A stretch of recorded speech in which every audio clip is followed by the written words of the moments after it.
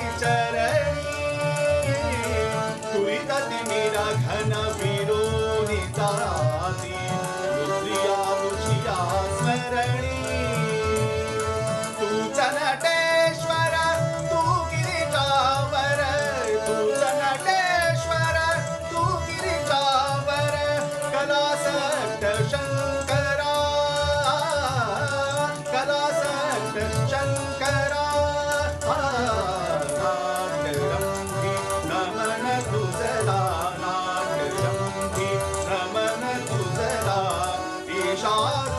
रुद्रेश्वरा ईशा रुद्रेश्वरा नवरसांची करुण उधळण नवरसांची करुण उधळण वरदे आविष्कारा वरदे आविष्कारा नाटरंगी नमन तुझला नाटरंगी नमन तुझला ईशा रुद्रेश्वरा ईशा रुद्रेश्वरा ईशा रुद्रेश्वरा. विष्णू सूर्या वाघ हे चतुरस्त्र व्यक्तिमत्व तर होतेच, पण अस्सल खवय्ये देखील होते. गोवेकर शीत, कढी आणि नुसत्याशिवाय राहू शकत नाही.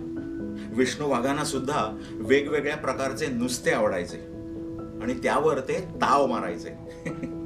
त्यांच्या कवितेतून सुद्धा त्यांचे मत्स्यप्रेम पाहायला मिळते. त्यांच्या फील गुड फेणी या कविता संग्रहातून एक कविता सादर करतायत श्री शिवेंद्र तारी. कढी इस्वणा वीण भात कालवू नको रे. कढी इस्वणा वीण भात कालवू नको रे. करलीच्या काट्या भिवुनी जीवा करलीच्या काट्या भिवुनी जीवा. सुका तरी बांगडा हवा सुका तरी बांगडा हवा. मांदेलीचा घेतू चावा मांदेलीचा घेतू चावा. चाळवू नको रे. कढी इस्वणा वीण भात कालवू नको रे. कढी इस्वणा वीण भात कालवू नको रे. शाकाहारी नको ताट शाकाहारी नको ताट. पोटाची ती लागते वाट पोटाची ती लागते वाट. सुंगटांचे हुमण दाट सुंगटांचे हुमण दाट. तुष्टवी जिवारे तुष्टवी जिवारे. कढी इस्वणा वीण भात कालवू नको रे. कढी इस्वणा वीण भात कालवू नको रे.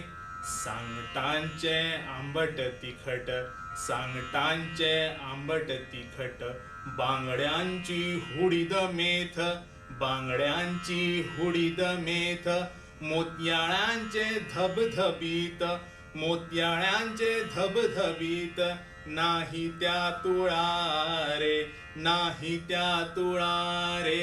कढी इस्वणा वीण भात कालवू नको रे. कढी इस्वणा वीण भात कालवू नको रे. पापलेटीला लावून रवा पापलेटीला लावून रवा. गॅसवर ठेवून तवा गॅसवर ठेवून तवा. खोबरेला तळून खावा खोबरेला तळून खावा.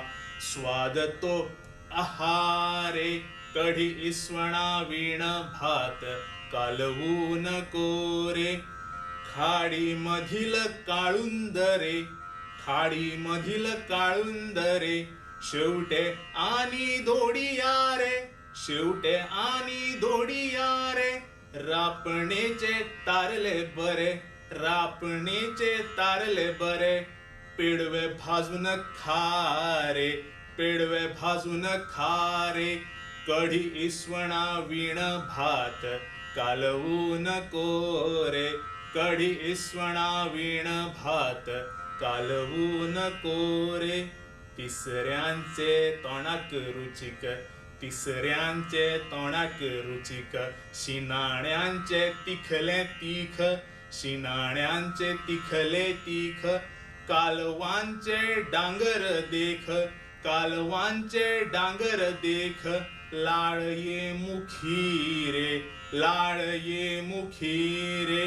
कढी इस्वणा वीण भात कालवू नको रे. कढी इस्वणा वीण भात कालवू नको रे. विष्णू म्हणे मत्स्य खावा विष्णू म्हणे मत्स्य खावा. तेणे होई सुख जीवा, तेणे होई सुख जीवा. बाजारात फ्रेश घ्यावा, बाजारात फ्रेश घ्यावा.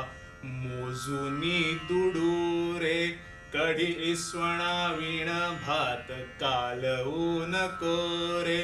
कढी इस्वणा वीण भात, कढी इस्वणा वीण भात, कढी इस्वणा वीण भात कालवू नको रे.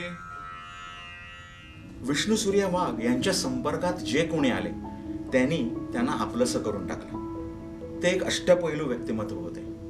फार कमी लोकांना त्यांच्याबद्दल माहिती असेल, पण ते परिवारात कुटुंबात कसे वावरायचे, कसे वागायचे याबद्दल व अशाच माहीत नसलेल्या गोष्टीबद्दल अजून थोडे जाणून घेऊया. विद्यार्थी चळवळीत ते खूप सक्रिय होते. याच चळवळीतील एक किस्सा विष्णू सूर्या वाघ यांचे बंधू प्राचार्य सोमनाथ उर्फ रामराव वाघ यांच्याकडून ऐकूया. विष्णू सूर्या वाघ हे माझे थोरले बंधू आणि साहजिकच संपूर्ण बालपण, त्याचबरोबर त्यांची विद्यार्थी दशा जी होती म्हणजे विद्यार्थी काळ, तो पण आम्ही बहुतेक बरोबरच घालवलेला आहे. आणि बालपणापासूनच आमच्या घरातील म्हणजे माझ्या वडिलांचे नाट्यकलेचे संस्कार, त्याचबरोबर माझ्या आईचे लोकगीतं धालो यांचे संस्कार, यांच्या अपूर्व अशा संगमातून विष्णूची प्रतिभा, ज्याला मी बाबा म्हणायचो, त्याची फुलली. आणि त्याच्याबरोबर त्याच्याकडे अनेक इतर पण कला तो स्वतः शिकला किंवा वडिलांकडून किंवा इतर अनेक जाणत्या अशा कलाकाराकडून त्याने ते जाणून घेतल्या.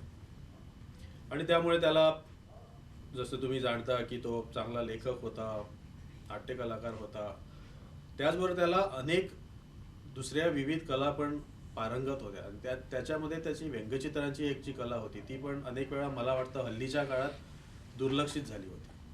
आणि ह्या व्यंगचित्रेच्या कलेचा त्यानं आपल्या विद्यार्थी दशेमध्ये अत्यंत चांगल्या तऱ्हेने वापर केला. त्याचाच एक लहानसा किस्सा मी तुम्हाला सांगतो. ज्या वेळेला आम्ही धेंपे कॉलेजमध्ये होतो त्याच वेळेला संपूर्ण भारतामध्ये कॅपिटेशन फीची जी चळवळ सुरू होती, कॅपिटेशन फीच्या विरोधात कॉलेजेस, आणि तेव्हा म्हणजे गोव्यामध्ये पण एक इंजिनिअरिंग कॉलेजची प्रस्ताव आला. कॅपिटेशन फी म्हणजे वाढीव फी देऊन प्रायव्हेट असं इंजिनिअरिंग कॉलेजचा प्रस्ताव इथं आला होता. त्याला गोव्यातील तेव्हाच्या विद्यार्थ्यांनी प्रचंड विरोध केला होता, मोठी चळवळ उभारली. आणि हे मी मुद्दाम सांगतो की कारण आज विद्यार्थी चळवळीला मरगळ आलेले आहे आणि त्यावेळेला अत्यंत चांगले नेते आपल्या गोव्यामध्ये होते विद्यार्थी चळवळीत. आणि आज त्याच्यातूनच घडवलेले अनेक नेते आज आपल्याकडे राजकारणात आणि इतर अनेक ठिकाणी दिसत आहेत. सो त्यावेळेला जेव्हा ही चळवळ सुरू झाली तेव्हा धेंपे कॉलेज हे त्या चळवळीचं प्रमुख केंद्र होतं. आणि एक दिवस अचानक आम्ही सगळेजण मोर्चा घेऊन धेंपे कॉलेजमधून चालत सचिवालय, जेव्हा आपलं जे जुनं सचिवालय आहे आदिलशाह पॅलेस, तिथं येत होतो. आणि घोषणा, नारेबाजी सगळं चाललं होतं. प्रचंड पाऊस होता, जुलैचाच मला वाटतं महिना, 1985 असं काहीतरी साल. आणि त्यावेळेला म्हणजे विष्णू त्याच्या एकदम पुढेच होताच घोषणा वगैरे सगळे द्यायला, पण त्याच्या हातात काही कागदं पण होती. आणि अचानक त्याला सुचलं की काहीतरी चांगलं असं म्हणजे सर्व लोकांचं लक्ष वेधून घेण्यासाठी काहीतरी करायला पाहिजे, त्यामुळे चळवळीला पण आणखी बळ येईल. त्याला अचानक एक व्यंगचित्राची आयडिया आली, पण त्याच्याकडे ब्रश होते, पण कलर होते, पण पाणी नव्हतं त्यावेळेला. आणि मला वाटतं बहुतेक आम्ही GM आता जो आयनॉक्स कॉम्प्लेक्स आहे तिथपर्यंत पोचलो होतो. त्यानं अचानक रस्त्यावर थपकल मारली, ते पोस्टर तिथं ठेवलं व ब्रश व कलर उचलले व पाणी त्याला पाहिजे होतं. त्याला अचानक पाऊस पडलेला होता, रस्त्यावरती खड्डे होते, तेव्हाही होते, आताही आहेत. त्या रस्त्यावरच्या खड्ड्यामधून त्यानं ते पाणी वापरलं व अत्यंत एक चांगलं व्यंगचित्र, म्हणजे तेव्हाचे जे शिक्षण मंत्री होते व ज्यांच्या संकल्पनेतून ते कॉलेज येत होतं त्यांचं एक सुंदर असं व्यंगचित्र, काजूच्या बियाचा जो शेप होता ते त्यानं रेखाटलं. व तिथं मग ते वडिताला मुर्दाबाद, म्हणजे वडिताला हे नाव होतं त्या कॉलेजचं, आणि ते त्यानं तिथं म्हणजे त्याला ती कल्पना तिथं स्फुरली. त्याच वेळेला त्याला ते काढायला पाहिजे होतं, ते त्यानं काढलं. आणि मग ते एवढं हिट झालं की मला वाटतं ते अनेक वेळेला, इवन मग जेव्हा स्वतः म्हणजे अण्णा हरीश साठे जेव्हा नंतर सुद्धा अनेक वेळेला ते त्या व्यंगचित्राचं त्यांनी अत्यंत दिलखुलास असा आनंद घेतला. म्हणजे ही जी प्रतिभा होती म्हणजे एक अत्यंत स्फुल्लिंगाप्रमाणे कुठेही त्याला काहीतरी सुचायचं आणि मग तो ते करायचा. ते फक्त ह्याच्याच बाबतीत नव्हे तर अनेक वेळा त्याला चांगल्या कविता यायच्या, अनेक वेळा कॅम्प विद्यार्थी दशेमध्ये कॅम्प असतात तिथं तो हिरो असायचा. कारण विविध तऱ्हेची गाणी, विविध भाषेतली गाणी ही सगळी त्याला येत होती किंवा तो शिकून घेत होता. आणि त्यामुळे तो हळूहळू विद्यार्थी दशेत जसं त्यानं MES कॉलेजमध्ये देखील मला वाटतं संपूर्ण ग्रंथालय तिथले जे ग्रंथपाल होते त्यांच्या मदतीनं त्यानं संपूर्ण ग्रंथालयातले अनेक चांगली पुस्तकं, त्याच्यात कऱ्हेचं पाणीसारखं जे कितीतरी खंड होते आचार्य अत्रे यांचे आत्मचरित्र, त्याच्यासारखी पुस्तकं, मग विद्यार्थी चळवळ, त्याच्यात पहिल्यांदा तो कम्युनिस्ट चळवळीमध्ये स्टुडंट फेडरेशन ऑफ इंडिया ह्याच्यात गेला, नंतर काही दिवसांनी प्रोग्रेसिव्ह स्टुडंट युनियनमध्ये पण होता आणि शेवटी ऑल गोवा स्टुडंट युनियन जी एक त्यावेळची अत्यंत प्रबळ अशी विद्यार्थी संघटना होती व त्या संघटनेच्या अंतर्गतच हा जो लढा होता कॅपिटेशन फीचा तो चालला होता. त्यावेळेला तो तिथं अग्रणी होता. नंतर तो देम्पे कॉलेजचा जनरल सेक्रेटरी पण झाला. आणि मला वाटतं ही जी त्याची विद्यार्थी दशा होती, विद्यार्थी काळ होता, तेव्हा त्याला ही जी अत्यंत ऊर्जा मिळाली व चांगले इनपुट्स मिळाले, त्याच्यातूनच पुढचा नेता, राजकारणी, लेखक आणि इतर सर्व ज्या कला त्याला येत होत्या त्या सर्व त्याला अवगत झाल्या. विष्णू सूर्या वाघ यांनी साहित्य असो वा राजकारण असो अन्यायाविरोधात प्रखर लढा दिला. हिंदी, इंग्रजी, मराठी, कोकणी या चारही भाषांवर त्यांचं प्रभुत्व होतं. ते गोव्याचा बुलंद अजरामर असा आवाज होते. त्यांनी स्त्री जीवनाची व्यथा व कथा मांडणारी दीर्घ कविता ती बाई मीच आहे सादर करतायत कुमारी श्रद्धा गवंडी.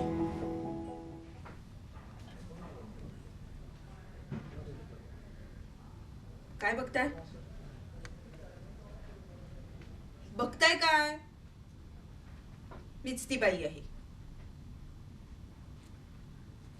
मीच आहे ती बाई. मीच आहे ती बाई जिला तुम्ही नेहमी पाहत असता. घरीदारी, शेजारी, परिवारात, रस्त्यात, बस स्टॉपवर,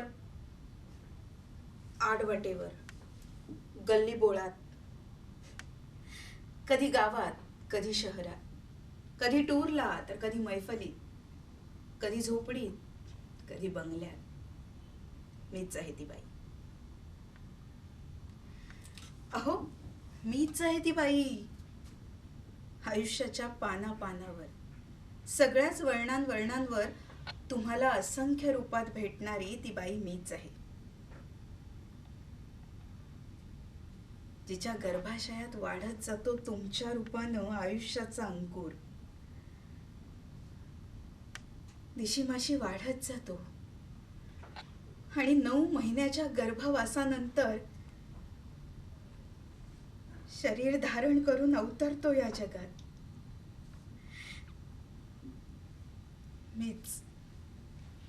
मीच आहे ती बाई. अहो, मीच आहे ती जिनं घेतलेला असतो जन्म तुमच्याच आईच्या पोटी. कदाचित तुमच्या आधी किंवा नंतर, पण त्यानं फारसा फरक नाहीच पडत. कारण तिच्याकडे कायम बघितलं जातं ना परक्याचं धन म्हणून. मीच आहे ती बाई. मीच आहे ती जिच्याशी तुम्ही लग्न करता किंवा मॅरेज किंवा निकाह. मग सुरू होते तिच्या आयुष्याची नवी कहाणी. नव्या घरात, नव्या कुटुंबात. मीच आहे ती. हो, मीच आहे ती बाई जिच्या आयुष्याची विशेषणं ठरवली जातात तुमच्या असण्या आणि नसण्यावरून. तुम्ही आयुष्यात येत नाही तोपर्यंत कुमारी, आलात की सवाष्ण, नि गेलात की विधवा. पण तुम्ही ती आयुष्यात येत नाही तोपर्यंत श्री किंवा मिस्टर, आल्यानंतरही श्री किंवा मिस्टरच. आणि गेली तरीही श्री किंवा मिस्टरच.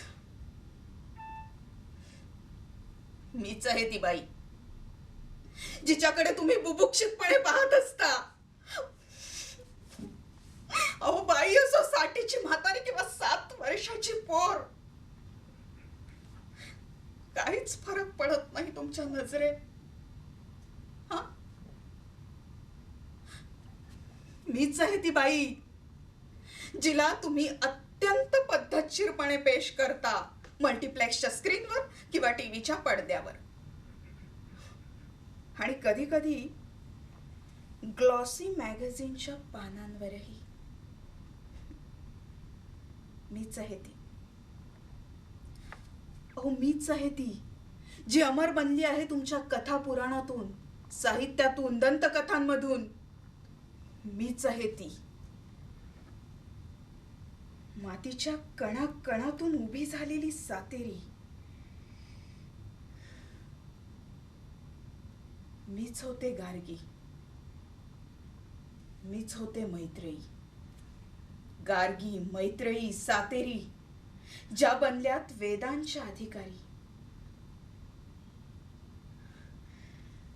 माझ्यातल्या साऱ्या ठिणग्यांना मी आता एकत्र करणार आहे. देवळात बसवलेल्या माझ्या दगडी मूर्ती आता मीच फोडून टाकणार आहे. खोडून टाकणार आहे तुमच्या शब्दकोशातून पतिव्रता, सती, साध्वी, सौभाग्यवती यासारखे शब्द, आणि दाखवून देणार आहे तुम्हाला माझं अनंत, अथांग, अतिविराट रूप. माझं हे अकराळ विक्राळ रूप पाहून देव सुद्धा गातील स्तोत्रे. अरे अरे, ही बाई नाही, ही तर साक्षात काली आहे. मीच ती काली आहे, ब्रह्मांडाची आई आहे. मीच ती बाई आहे, मीच ती बाई आहे. विष्णू सूर्या वाघ यांनी अनेक मराठी, कोकणी नाटकं, एकांकिका आणि संगीत नाटकं लिहिली. 50हून अधिक मराठी व कोकणी नाटकांचं दिग्दर्शनही केलं. शहर आणि गाव ही त्यांची कविता महाराष्ट्र बोर्डाच्या 9वी इयत्तेत शिकवली जाते. त्यांचा एक प्रसिद्ध कविता संग्रह म्हणजे बच्चूभाईची वाडी. याच कविता संग्रहातील 2 कविता सादर करतायत श्री अशोक परब. माझा गणेश. गणरायाच्या पुढ्यात आम्ही बांधतो माटोळी. 5 नारळांची पेंड सोन पिवळ्या फुफळी. घड 5व्या केळ्यांचा मघे चिबंड तोरिंग. दुधी भोपळा साजरा तवशी मका मावळिंग. घोष नागूच्या कुड्यांचा करमल कांगल्यांच्या वेली. रानातल्या वैभवानं अशी सजते माटोळी. निसर्गाचं हिरवदान पुन्हा निसर्गाला देते. मला गणेशाचं रूप बाई सृष्टीत दिसते. चौथीला कशासाठी सांगा पत्री ओपतात. कवळा चवर सीतेचा आणि रामाचे गे हात. शेरवडांचं हे पान किती पांढरं सोवळं. लाल ज्वालांनी नटलं वागत चाफ्याचं ग फुलं. हिरव्या पानांचा ग पाठ दवला छोटा न मोठा. सशा उंदरांचे कान पिवळा घोस हिरणीचा. वर्षातून एक डाव रान अलिंगून येते. मला गणेशाचे रूप बाई सृष्टीत दिसते.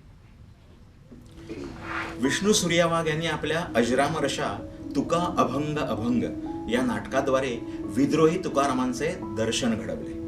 त्यामुळे जनतेत खळबळ उडून वाघ यांच्यावर टीकेचा प्रचंड भडीमार झाला. पण ते झुकले नाहीत. या नाटकाचे प्रयोग गोव्यात व गोव्याच्या बाहेरही सादर झाले. याच नाटकातील तुकाराम सादर करतायत कुमार वेद आमुणकर.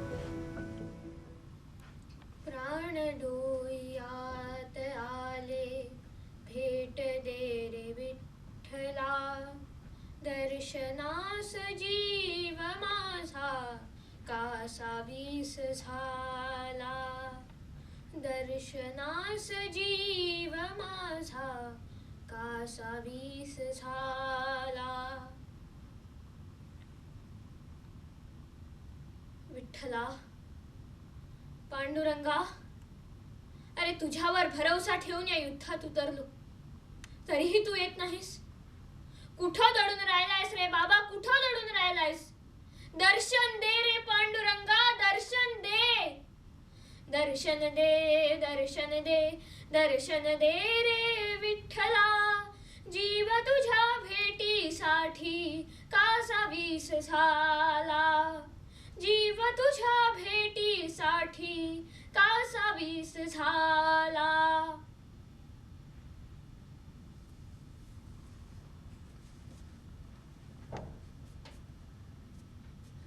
तुझ्या भेटीसाठी विठो मी काय काय करायचं बाकी ठेवलंय. प्रपंच बुडवला, बायकोपरांचा त्याग केला, लोकांतातून एकांतात आलो. आता अन्न पाण्याचा त्याग करून आसन घालून बसलोय, तरीही तू येत नाहीस. कुठं दडून राहिलायस रे बाबा, कुठं दडून राहिलायस? दर्शन दे रे पांडुरंगा, दर्शन दे. दर्शन दे, दर्शन दे, दर्शन दे रे विठ्ठला. जीव तुझ्या भेटीसाठी कासा वीस झाला.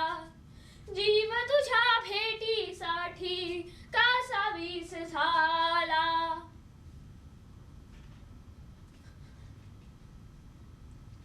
एकदाच ये, एकदाच ये रे बाबा, एकदाच ये. मला तुझा भक्त म्हणू नकोस, सेवेकरी म्हणू नकोस. मी तुझ्या दारातला कुत्रा आहे. लपा लपा जी भलवी तू कृपेचं हाड कधी फेकतोयस याची वाट बघतोय, याची वाट बघतोय. दर्शन दे रे पांडुरंगा, दर्शन दे. दर्शन दे, दर्शन दे, दर्शन दे रे विठ्ठला. जीव तुझ्या भेटीसाठी कासा वीस झाला. जीव तुझ्या भेटीसाठी कासा वीस झाला. एकदाच ये, एकदाच ये रे बाबा, एकदाच ये. आता मी तुला निर्वाणच सांगतोय, हा लपाछपीचा खेळ बंद कर. समोर या आणि दर्शन दे. तू कुणाला छळतोयस याची जाणीव आहे तुला? अरे आम्ही आहोत म्हणून तू आहे. अरे आम्ही नसतो तर तुला कोणी पुजलं असतं रे? तू निर्गुण निराकार खितपत पडला असतास एकाकी. आम्ही भक्तीची ज्योत पेटवली म्हणून तुझं रूप दिसलं. तुका म्हणे आम्ही असोनिया जाण, तुझं देवपणा आणि आले, तुझं देवपणा आणि आले. दर्शन दे रे पांडुरंगा, दर्शन दे. दर्शन दे, दर्शन दे, दर्शन दे रे विठ्ठला. जीव तुझ्या भेटीसाठी कासा वीस झाला. जीव तुझ्या भेटीसाठी कासा वीस झाला.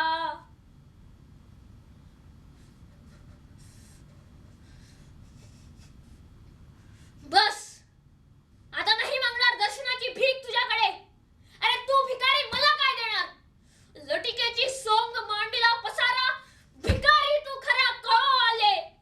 तू माझा देव, तू माझा स्वामी.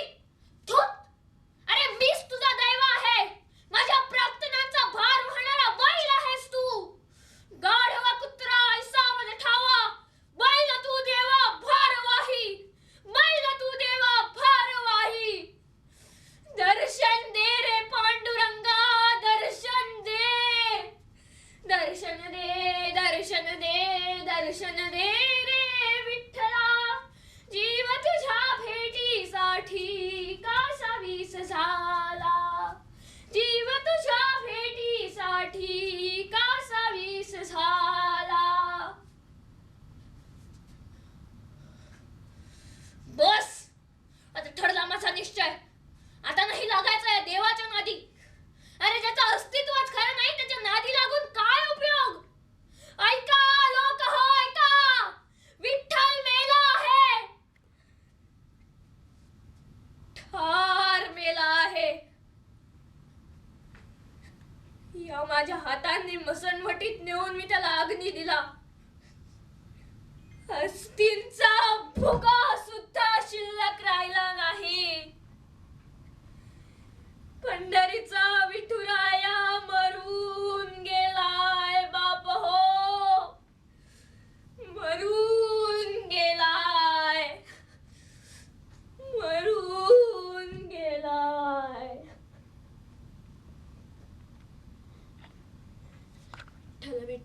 विठ्ठल विठ्ठल विठ्ठल विठ्ठल विठ्ठल विठ्ठल विठ्ठल विठ्ठल विठ्ठल विठ्ठल विठ्ठल विठ्ठल विठ्ठल विठ्ठल विठ्ठल विठ्ठल विठ्ठल विठ्ठल विठ्ठल विठ्ठला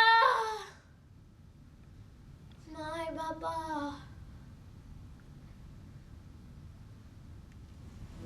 विष्णू सूर्या वाघ यांनी काव्यहोत्र या कार्यक्रमाद्वारे देशभरातील कवींना गोव्यात एकत्र आणलं आणि कवितेला राजाश्रय मिळवून देण्याचं कार्य केलं. ज्या मैफिलीत विष्णू वाघ असतील त्या मैफिलीत कितीही बडे आसामी असोत, केंद्रस्थानी फक्त विष्णू सूर्या वाघच असतात. त्यांनीच लिहिलेली एक कविता सादर करतायत सौ वैशाली दीपक आमोणकर. आईसोबत सरपण तोडायला पारपोळीच्या डोंगरावर गेलो. तिथं तिनं पाषाणावर उमटलेली बेताळाची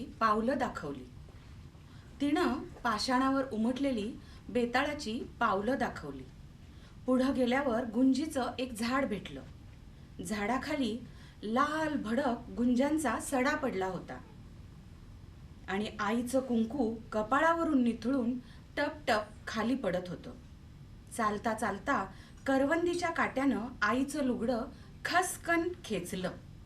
मी चिडून धपकन कोयतीचा घाव घालणार तर आई कळवळून म्हणाली, काट्याचा नसतो रे गुन्हा, आपणच चालायचं असतं सांभाळून. काट्याचा नसतो रे गुन्हा, आपणच चालायचं असतं सांभाळून. मग पुढे गेल्यावर एक अजस्त्र कमान दिसली. त्याकडे बोट दाखवत आई म्हणाली, हा कदंबांचा राजवाडा, पण काळानं खाऊन टाकला. लोक म्हणतात आम्ही त्या कदंब कुळाचे वारस आहोत. आणखी पुढे गेल्यावर काही झाडं. तिकडे बोट दाखवत आई म्हणाली, ही शमीची झाडं. पांडव वनवासात गेले त्यावेळी म्हणे आपली शस्त्र त्यांनी याच झाडावर ठेवली. निमक आई पदर खोचून घपाघप घाव घालत सरपण तोडू लागली. मीही करवंद खात पाखरांचा चिवचिवाट ऐकत बसून राहिलो. आईनं मोळी बांधली. मी हात दिला. तिनं मोळी खांद्यावर घेतली आणि आम्ही दोघं पारपोळीचा घाट उतरू लागलो. उतरत असताना आईचं लक्ष होतं केवळ पायाखालच्या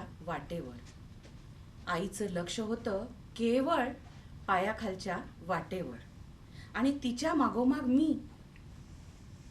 ठेवून आल्यागत शब्दांची शस्त्र शमीच्या झाडावर.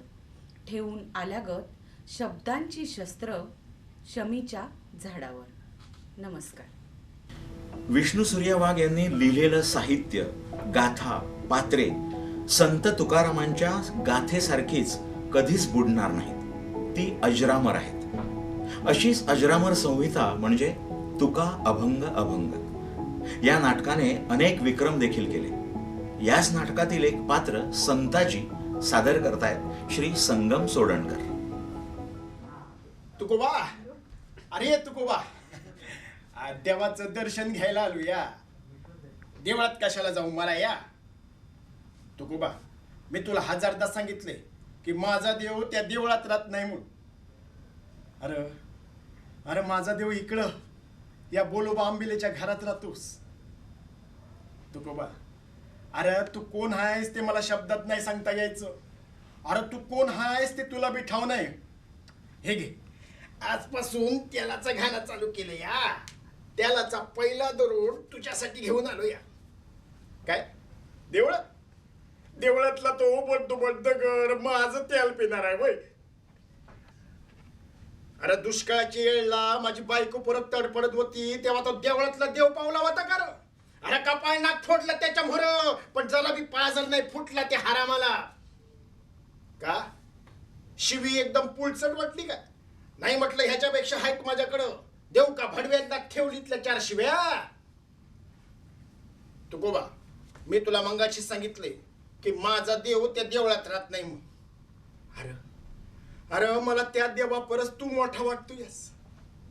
अरे अन्न करून माझी बायको परत तडपडत होती तेव्हा धान्याच्या गोणी आणून तू टाकल्यास माझ्या दारात आणि त्यांचा पराण वाचवलास. अरे माझंच काय, संबंध देऊ आळंदीतल्या लोकांना तू पावलास. तुझ्या रकमाची आबाळ केलीस, तुझी बायको पुरं मेली, पण तू या गावाला जगवलंस. हे मी कधी विसरणार नाही तुकोबा. अरे या हाडा मासाच्या देवाची पूजा करायचं सोडून मी तर त्या दगडाच्या देवाला फुलं व्हायला लागलो ना, तर मेल्यानंतर शान पडेल बघ माझ्या तोंडात. तुकोबा, अरे जगाला सुंदर करण्याच्या भानगडीत पडू नगस. अरे खाल्ल्या पाण्यात हागणारी माणसं लई झाली सध्या. अरे आता सावतावरूनच पारख कर की दुष्काळाच्या वेळेला लोक तुझ्याकडून ऋण घेऊन गेलीस. कर्ज देता देता तू भिकारी झालास, पण परत फेडीचं नाव नाही घेत कोणी. फेडतील, कंदी फेडतील हा तू मेल्यावर. म्हणजे तू भूत होणार आणि करणार. अरे तू भूत झालास ना तुकोबा, तरी तुझा भोळेपणा सुटणार नाही. उलट त्यांना विचारशील, माझा भार नाही ना होत तुम्हासनी. अरे तुकोबा, मी आडाली, म्या काय बोलणार. दुष्काळाच्या वेळेला जेव्हा अन्न करून बायको परत तडफडत होती, तेव्हा तू या गावाला पावलास. पण तू दुष्काळात सरलाय बापा. पण आता जगात ज्ञानाचा दुष्काळ पडलाय. शेजारच्या आळंदीत ज्ञानदेव जन्माला आले. ज्ञान वाटून झाल्यानंतर समाधी घेऊन निघून गेले. ज्ञानोबाच्या समाधीवर तुळस उगवाया हवी होती, पण तिथं काटेरी निवडुंगाचं रान मातलं. या काटेरी निवडुंगाला बेंडण्यासाठी कोणीतरी हातात कोयता घेऊन उभा राहिला पाहिजे तुकोबा. हातात कोयता घेऊन उभा राहिला पाहिजे. विष्णू सूर्या वाघ अनेकांचे हितैषी मार्गदर्शक सुद्धा होते. गोव्याचे विद्यमान कला आणि संस्कृती मंत्री श्री गोविंद गावडे हे विष्णू सूर्या वाघ यांचे शिष्य. ते म्हणतात की विष्णू वाघांनी जशी मला नाट्य क्षेत्रात मदत केली, त्याचप्रमाणे त्यांनी मला राजकारणात देखील मार्गदर्शन केले. विष्णू वाघ हे आपले एक प्रेरणास्थान आहे. त्यांनी लिहिलेल्या शिवगोमंतक या भव्य दिव्य नाटकात शिवाजी महाराजांची भूमिका देखील त्यांनी केली. गोव्याचे कला आणि संस्कृती मंत्री श्री गोविंद गावडे या कार्यक्रमाच्या निमित्तानं आपलं मनोगत व्यक्त करतायत. महाभारत हा आपण आजवरचा सर्वश्रेष्ठ ग्रंथ मानतो आणि त्याचे रचनाकार महर्षी व्यास मुनींना सर्वोत्तम लेखक आणि व्यासोशिष्ट जगत्स्वर्म म्हणजे व्यासांनी सारे जग उष्टे करून टाकले आहे असे म्हटले जाते. कारण व्यासांनी स्पर्श केला नाही असा जगात कोणताही विषय नाही असे मानले जाते. त्याच धर्तीवर गोव्यामध्ये विष्णू सूर्या वाघ यांनी स्पर्श केला नाही असा एकही विषय नाही असे म्हणता येऊ शकेल. एखादी व्यक्ती जन्मजात प्रतिभाशाली असे म्हणजे नेमके काय असते हे समजून घ्यायचे असेल तर आपण आवर्जून विष्णू सूर्या वाघ यांचे संपूर्ण आयुष्य अभ्यासले पाहिजे. लेखक, कवी, नाटककार, गायक, सिनेपटकथा लेखक, अभिनेता, दिग्दर्शक, वक्ता, भाषा पंडित, पत्रकार, संपादक, भाषांतरकार, कीर्तनकार, चित्रकार, व्यंगचित्रकार, राजकीय नेता, सामाजिक कार्यकर्ता, लोककलावंत, तत्वज्ञान आणि अध्यात्माचा अभ्यासक आणि पट्टीचा वाचक म्हणजे यातील कोणत्याही एका क्षेत्रात किमान नाव कमावण्यासाठीच कित्येकांचे आयुष्य खर्ची पडते. पण विष्णू सूर्या वाघ यांनी आपल्या अवघ्या 54 वर्षाच्या आयुष्यामध्ये यातील प्रत्येक क्षेत्रामध्ये स्वतःचा मानदंड प्रस्थापित केला. हौशी कारभार कधीच केला नाही. जे करायचं ते चंड प्रचंड अशा स्वरूपाचे. म्हणजे त्यांनी सलग 2 वर्ष आयोजित केलेला काव्यहूत सारखा अभिनव काव्य वाचनाचा उपक्रम देखील विक्रमी स्वरूपाचा व्हावा हा केवळ योगायोग नव्हता, तर तो विष्णू वाघांचा प्रकृती धर्मच होता. त्यामुळे वाघांचा अवकाही सिनेमा आणि तेथून थेट राजकारण असे सर्वत्र होते. तसेच विष्णू वाघ म्हणजे आमचे गोमंतक आचार्य होते. योगायोगांचा भाग म्हणजे 2014 साली त्यांना प्राचार्य प्रके अत्रे यांच्या नावाने देण्यात येणारा साहित्य पुरस्कार प्रदान करण्यात आला होता. गोव्यात बहुजन समाजवादी पताका स्वतःच्या खांद्यावर घेऊन या लढवया एकांड्या शिलेधाराने आपल्या लेखणी आणि वाणीने भल्या भल्यांना पळताभोई थोडी केली होती. आज गोव्यात जो बहुजनवाद लिहिला, बोलला आणि आचरणात आणला जात आहे त्याची प्रेरणा ही विष्णू वाघांची आहे. अभ्युसुनी प्रकटावे या उक्तीनुसार आपल्या लिहिण्यात आणि बोलण्यात सुद्धा कुठलाही संदर्भहीन वाक्य त्यांनी कधी वापरले नाही. त्यांच्या तुका अभंग अभंग या नाटकाने तर समाजाची विचार करण्याची दिशाच ढवळून काढली आणि एवढेच नाही तर बहुजन समाजाला एका नाटकाच्या माध्यमातून एक नवी दिशा देऊन गोव्यातील मराठी नाटक म्हणजे फक्त मनोरंजनच, त्या पलीकडे काही नाही या कथित विचारालाही त्यांनी छेद दिला. नाटक एकाच वेळी रंजक आणि विचारप्रवरक तर होऊ शकते हे त्यांच्या इतके अधिक प्रभावीपणे गोव्यात अन्य कोणी दाखवून दिले नाही. गोव्याच्या राजकारणात त्यांनी जरी सगळ्या पक्षामध्ये वावर केला असला तरी वास्तवात ते स्वतःच एक स्वतंत्र पक्ष होते. कोणत्याही राजकीय पक्षांचा त्यांचा थेट फायदा झाला नाही, पण सगळ्या पक्षांना मात्र त्यांच्यामुळेच गोव्यामध्ये अधिक जनादर मिळत गेला. त्यांचे पक्षात असण्याचे त्या त्या राजकीय पक्षाला उपयोगी ठरत होते. गोवा विधानसभेच्या उपसभापती पदापर्यंत स्वकर्तृत्वाने पोहोचलेल्या विष्णू वाघांनी राजकारणात राहून देखील राजकारण विरहित कसे जगता येते हे प्रभावीपणे दाखवून दिले. आज जरी मी मंत्री म्हणून राजकारणात समाजकारणात सक्रिय असलो तर सर्वप्रथम मी एक कलाकार आहे आणि विष्णू वाघ यांनी लिहिलेल्या शिवगोमंतक या प्रचंड गाजलेल्या नाटकाच्या माध्यमातून छत्रपती शिवाजी महाराजांची भूमिका साकारताना राज्य दौरे केले आणि गोव्याच्या कानोकोपऱ्यात पोहोचलो. त्यातच गेल्या निवडणुकीत जेव्हा निवडून आल्यानंतर मला कला आणि सांस्कृतिक खाते आणि गोवा कला अकादमीचे अध्यक्षपद देण्यात आले, तेव्हा माझ्यासाठी तो एक प्रकारे आशीर्वादच ठरला, कारण माझ्यापूर्वी ते पद दस्तूरखुद्द विष्णू वाघांकडे होते. आज 24 जुलै विष्णू वाघ यांचा जन्मदिवस आणि आज योगायोगाने व्यास पौर्णिमा म्हणजेच गुरुपौर्णिमा देखील आहे. माझ्या राजकीय, सामाजिक आणि कलात्मक आयुष्यामध्ये विष्णू वाघ नेहमीच गुरुस्थानी राहिले आहे. त्याने दाखवून दिलेल्या सामाजिक, वैचारिक आणि राजकीय वाटेवरून समर्थपणे चालत राहणे आणि त्यांच्याच नावाला सन्मानाला अधिक उंचावर नेण्यासाठी सदैव प्रयत्नशील राहील. समाजात शेवटच्या माणसाची कळकळ आपल्या हृदयात व्यक्त होते आणि त्याचसाठी संवेदनशीलतेने कार्यरत राहणे हीच आजच्या दिवशी त्यांना आदरांची ठरेल आणि तीच गुरुपौर्णिमेच्या भेट सुद्धा. यावेळी समारोप करताना काही वेगळे सांगण्यापेक्षा त्यांनीच एक कविता ऐकावीशी वाटते. त्यातूनच आपल्याला कळते की हा माणूस समाजप्रती किती अर्पित भावनेने जगत होता. कविता आहे, नवयुगाची मशाल घेऊन पुढे गेलेल्या भावांनो, माझ्यासाठी परत याल, मला सामील कराल तुमच्या प्रकाशाच्या यात्रेत. तुमच्या भगभगीत काजव्यामध्ये आणखी एकाची भर पडेल, क्षणाक्षणाला धगधगती माझ्या आयुष्याची ती चूड आहे. धन्यवाद. विष्णू सूर्या वाघ यांना अनेक पुरस्कार प्राप्त झाले. बाकीबाब बोरकर, यशवंतराव चव्हाण, धनंजय कीर, आचार्य अत्रे, आरती प्रभू हे व असे अनेक. विष्णू सूर्या वाघ देहाने जरी अनंतात विलीन झाले असले तरी जनमानसाच्या हृदयात कधीच अस्ताला न जाणारा सूर्य आहेत. विष्णू सूर्या वाघ एक गोमंतकीय चमत्कार या विष्णू वाघांच्या स्मरणार्थ रुद्रेश्वर पणजी व गोवन वार्ता लाईव्ह यांनी आयोजित केलेल्या या कार्यक्रमाची सांगता करूया त्यांच्याच तुका अभंग अभंग या नाटकातील भैरवीना. सद्गुरु कृपेने नवल हो झाले, सद्गुरु कृपेने नवल हो झाले. आज मी माझे मरण पाहिले, आज मी माझे मरण पाहिले.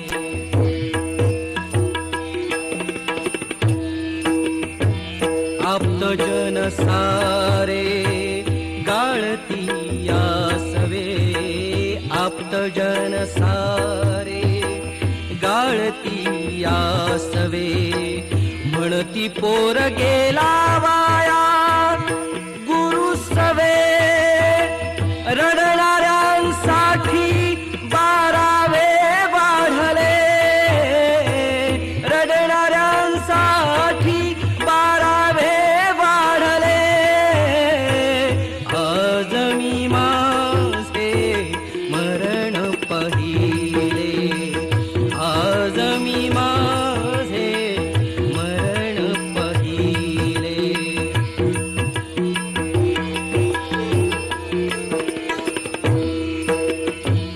ऐहिक जगाला केला राम राम, ऐहिक जगाला केला राम राम. अक्षय सुखा सुखाचे मिळे परमधाम, अक्षय सुखाचे मिळे परमधाम. जन्म मरणाचे सोहाळे चुकले, जन्म मरणाचे सोहळे